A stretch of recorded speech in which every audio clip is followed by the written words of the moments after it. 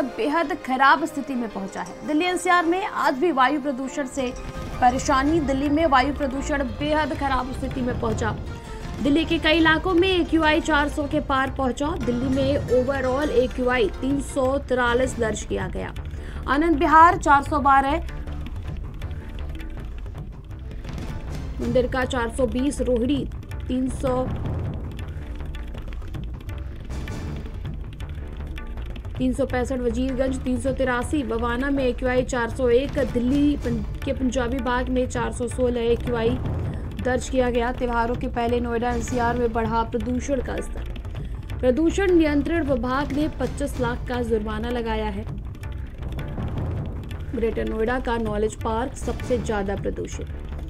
नोएडा में 397, गाजियाबाद में AQI 247 दर्ज किया गया है। ग्रेटर नोएडा एक महीने में 30 बार देश का सबसे प्रदूषित शहर। नोएडा का सेक्टर 125 62 सबसे ज्यादा प्रदूषित। मेरठ में AQI स्तर 205 दर्ज किया गया। अभी बहुत ज़्यादा हाईएस्ट चल रहा है इस टाइम राइट नाउ, बट अपनी हेल्थ इश्यूज को लेके हमें जाना पड़ रहा है पार्क, लेकिन बहुत ज़्यादा सफ़र कर रहे हैं इस टाइम हम पॉल्यूशन को लेके। ब्रीदिंग प्रॉब्लम हो रही है, बहुत ज़्यादा डस्ट महसूस हो रही है, सांस के लेने में बहुत ज़्यादा प्रॉब्लम्स हो रही है, इवन तो आँखों में भी डस्ट महसूस होती है। पॉल्यूशन की स्थिति तो जितनी आज है, लगता है कि नेक्स्ट वीक तक तो बहुत ही गंभीर हो जाएगी, जो कि समस्या इतनी खड़ी जाएगी कि लोगों को बाहर निकलना बड़ा मुश्किल हो जाएगा। हम लोग भी पार्क नहीं आ पाएंगे। पॉल्यूशन के लिए देखो सरकार को बहुत सारी नीति अपनानी चाहिए, जिसमें बहुत सारी चीज़ें हैं कि रोड की सफाई जो है, ऐसी धूल मिट्टी उड़ा रहे हैं, गाड़ियां इतनी हैं जो पॉल्यूशन कर रही है, इस पर ऑर्डिनेबल का होना चाहिए। जैसे लास्ट ईयर हुआ था, उससे पहले भी हुआ था। कंस्ट्रक्शन पे बैन लगना चाहिए, धूल मिट्टी चाहे गवर्नमेंट कर रही है चाहे प्राइवेट कर रहे हैं। देखो प्रदूषण पे तो अभी तक कुछ कार्रवाई हुई नहीं, न कोई उसमें किसी ने सुधार किया। प्रदूषण दिल्ली के एनसीआर के अंदर बहुत ही ज़्यादा प्रदूषण है। आँखों में जलन होती है, बहुत सारी दिक्कतें हैं, गले में दिक्कत होती है, प्रदूषण की वजह से बहुत सारी समस्याएं होती है। दिवाली अभी आई नहीं है, उसके बावजूद भी नोएडा एनसीआर में जो हवा है वो जहर में तब्दील हो चुकी है, यानी जहरीली हवा हो चुकी है। आज भी अगर हम नोएडा की बात करें तो यहाँ का AQI 397 है, जो रेड जोन से बहुत ज़्यादा अधिक है। आप देखें तो ये कोहरा नहीं है, सफ़ेद चादर सी जो दिख रही है ये धुंध है, यानी ये जो पोल्यूशन है, जो एयर पोल्यूशन है उसकी ये धुंध है, और ये धुंध पूरे दिन इसी तरीके से बनी रहती है। ख़ासकर जो मुख्य इलाके हैं शहर के, वहाँ पर इस तरीके से जो धुंध है वो साफ दिखाई देती है। इस धुंध से सबसे ज़्यादा जो बुजुर्ग हैं, बच्चे हैं, उनको सबसे ज़्यादा तकलीफ का सामना करना पड़ता है। जाहिर सी बात है कि जब हवा में ख़राबी आएगी तो इस हवा में ही लोग जी रहे हैं, और इस हवा से ही लोग बीमार भी इस वक्त पड़ रहे हैं।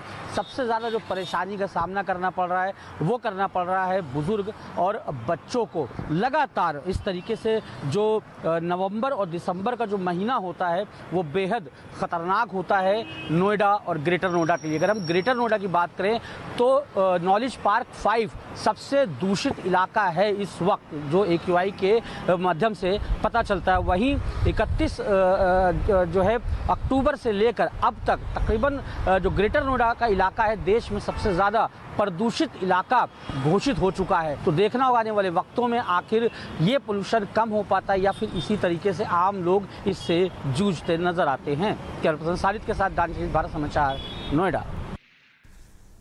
संवाददाता स्वाति हमारे साथ दिल्ली से, दानिश अजीज हमारे साथ नोएडा से, और लोकेश हमारे साथ गाजियाबाद से जुड़ चुके हैं। स्वाति, स्थिति खराब होती जा रही है, अभी दिवाली नहीं आए और तमाम त्योहार अभी बचे हुए, उसके पहले स्थिति दिल्ली की खराब होती जा रही है।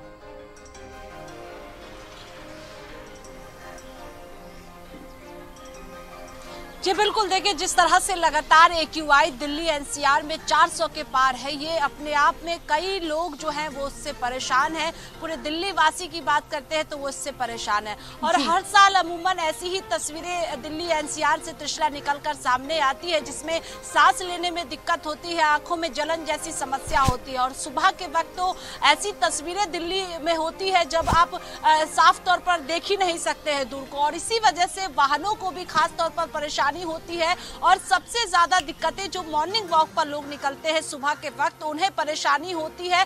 और डॉक्टर्स भी लगातार कह रहे हैं कि मॉर्निंग वॉक पर ना निकले, लेकिन सेहत को देखते हुए लोग मॉर्निंग वॉक पे भी निकल रहे हैं, इवनिंग वॉक पे भी निकल रहे हैं। लेकिन ये कहा जा रहा है कि आने वाले दिनों में ये और खतरनाक हो सकता है। और दिल्ली एनसीआर में तो कई अस्पताल ऐसे हैं जहां पर सांसों के जो मरीज है उनकी संख्या बढ़ गई है। आंखों में जलन की समस्या को लेकर लोग डॉक्टरों के पास पहुंच रहे हैं। लेकिन ये भी कहा जा रहा है कि आने वाले दिनों में दिल्ली की हवा और ज्यादा खराब हो सकती है। अभी बात करें तो आनंद विहार 400 के ऊपर AQI है और कई जगह दिल्ली एनसीआर में जहां पर AQI 400 के पार पहुंचा हुआ। अब सवाल ये है कि किस तरह से सरकार इससे निपटेगी, क्योंकि पानी का छिड़काव भी लगातार दिल्ली में अलग अलग लोकेशंस पर किए जा रहे हैं जिससे पॉल्यूशन से कंट्रोल किया जा सके पॉल्यूशन पर। लेकिन अभी तस्वीर बदलती हुई नजर नहीं आ रही है, स्थिति और ज्यादा खराब हो रही है। दिन प्रतिदिन दिल्ली की जो हवा है वो और ज्यादा जहरीली हो रही है जिसमें आम लोगों को परेशानी हो रही है। लेकिन दूसरी तरफ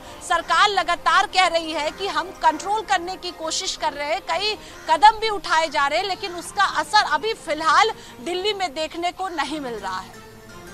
संवाददाता दानिश हमारे साथ गाजियाबाद से जुड़े। दानिश, ये स्थिति पहले से साफ होती है कि साल के आखिरी में जब दिवाली आने वाला होगा तो AQI लेवल बढ़ेगा, इस तरह की दिक्कतों का सामना करना पड़ेगा। पहले से कोई सख्त रुख क्यों नहीं अपनाया जाता है? इंतजार किया जाता है कि AQI जब बढ़ेगा, जब हवा में प्रदूषण फैल जाएगा, तब मीटिंग की जाएगी और तमाम तरह के छिड़काव किए जाएंगे। बिल्कुल, देखिए ये समस्या 7 से 8 सालों से बनी हुई है। नोएडा NCR, दिल्ली, नोएडा, गाजियाबाद, बुलंदशहर जो इलाके हैं आसपास के लगे हुए दिल्ली सटे हुए इलाके, वहाँ पर बेइंतहा जो है पोल्यूशन होता है, एयर पोल्यूशन होता है, जिसकी वजह से जो बच्चे हैं, बुजुर्ग हैं, उनको सांस लेने में दिक्कत होती है, उनको बेहद परेशानियों का सामना करना पड़ा। इस बार कदम ज़रूर उठाया गया था डिस्ट्रिक्ट एडमिनिस्ट्रेशन की तरफ से, दिल्ली सरकार की तरफ से, कि हाँ ग्रैब सिस्टम लागू किया गया था। ग्रैब सिस्टम के तहत जो निर्माणाधीन साइट्स होती हैं वहाँ पर आप काम नहीं करा सकते, काम कराना है तो जो उनके नियम है उसका पालन करना पड़ेगा। झाड़ू अगर लगेगी तो झाड़ू के साथ साथ पानी का छिड़काव भी होगा। ऐसे कई कदम उठाए गए, लेकिन जिस तरीके से AQI बढ़ रहा है, ये सारे के सारे कदम, सारे के सारे नियम अब फेल होते नजर आ रहे हैं। पिछले 3 दिन का रिकॉर्ड उठा ले तो रिकॉर्ड स्तर पर, तो वहीं 1 महीने में ग्रेटर नोएडा देश का सबसे प्रदूषित इलाका बना है, वो भी 1 महीने में 10 बार। तो आप अंदाजा लगा सकते हैं कि जो भी चीजें करी जा रही हैं वो काफी है ये एयर पोल्यूशन को रोकने के लिए। और अभी ये वो वक्त है जब दिवाली नहीं आई है, पटाखों पर बैन है, ग्रीन पटाखे सिर्फ जला सकते हैं, लेकिन उसके बावजूद भी जो पोल्यूशन का स्तर होता है वो बढ़ता है। बहुत से लोगों से बात भी करी, उनका कहना है कि हर बार दिवाली थोपा जाता है कि हाँ दिवाली की वजह से एयर पोल्यूशन बढ़ा, लेकिन अभी तो दिवाली आई नहीं है, उसके बावजूद ये एयर पोल्यूशन कैसे बढ़ रहा है? जाहिर सी बात है, जो लापरवाहियां हैं वो करी जाती हैं, चाहे वो डीजल के जनरेटर हों, चाहे वो डीजल की गाड़ियाँ हों, चाहे वो AC हों, या फिर जो धूल उड़ती है, धूल के जो पार्टिकल्स होते हैं वो मिलते हैं हवा में और वही तब्दील हो जाते हैं जहरीली हवा में। लिहाजा जो छिड़काव पानी का होता है वो उतना नहीं होता है जितना होना चाहिए। यानी ये कहें कि जो पर्याप्त एक मेहनत होनी चाहिए वो नहीं करी जाती। और हर साल अक्टूबर, नवंबर और दिसंबर ये ऐसे हैं जिसमें इस तरीके के हालात बनते हैं।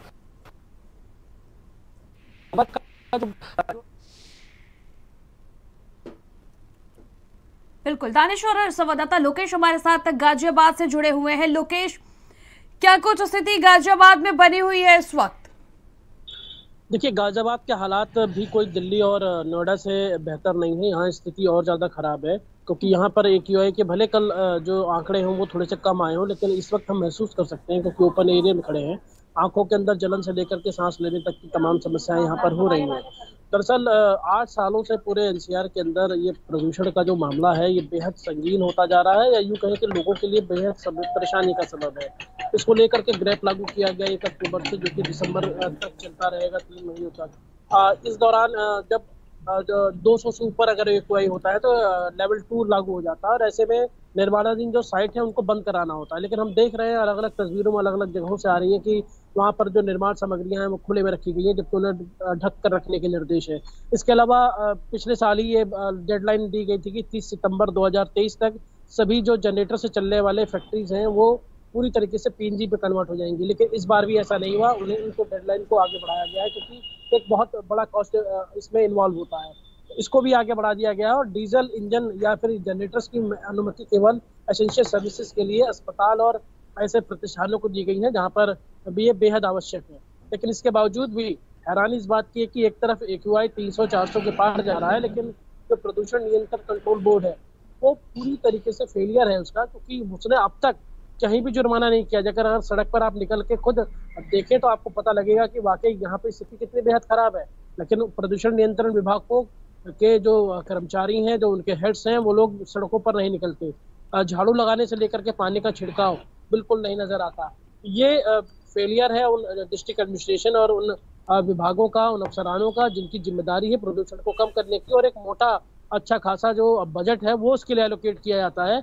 बट इसके अलावा भी जमीनी स्तर पर वहाँ पर कुछ भी नजर नहीं आ रहा। और यही वजह है कि अब जब एक हफ्ते के बाद दिवाली नजदीक आएगी, सड़कों पर ट्रैफिक बढ़ेगा, लोग अपने घरों को आएंगे जाएंगे, रिश्तेदारों के यहाँ जाएंगे, तब पॉल्यूशन का लेवल और तेजी से होगा। और अगर फायरवर्क्स और क्रैकर्स की बात करें तो सुप्रीम कोर्ट की रोक भले है, लेकिन और यहाँ पर बिकवाली पर भी साफ तौर पर पाबंदी है इन पटाखों को लेकर, लेकिन इसके बावजूद भी आप दिवाली और उससे 1-2 दिन पहले जब आप देखेंगे तो फायर क्रैकर जो है वो बिल्कुल छोड़े जाते हैं और आतिशबाजी की जाती है। और उसका असर ये होता है कि दिवाली से अगले 3 दिनों तक स्थिति इस प्रकार की होती है कि AQI लेवल 600-650 के पार जाता है।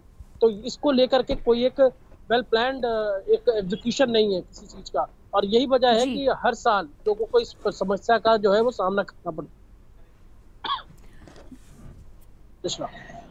बिल्कुल। और हमारी सहयोगी स्वाति हमारे साथ जुड़ी है। स्वाति, इसको लेकर के बैठक भी हुई थी दिल्ली में, मंत्री ने इसको लेकर के लगातार बढ़ते प्रदूषण को लेकर के बैठक भी की थी। आपने देखा होगा कि इस पर सुप्रीम कोर्ट ने भी कड़ा रुख अपनाया है, लेकिन क्या सरकारें इंतजार करती रहती है? क्या जिम्मेदार इंतजार करते रहते हैं AQI बढ़ेगा तब वो मीटिंग करेंगे, उसके बाद देखेंगे कैसे मैनेज करना है?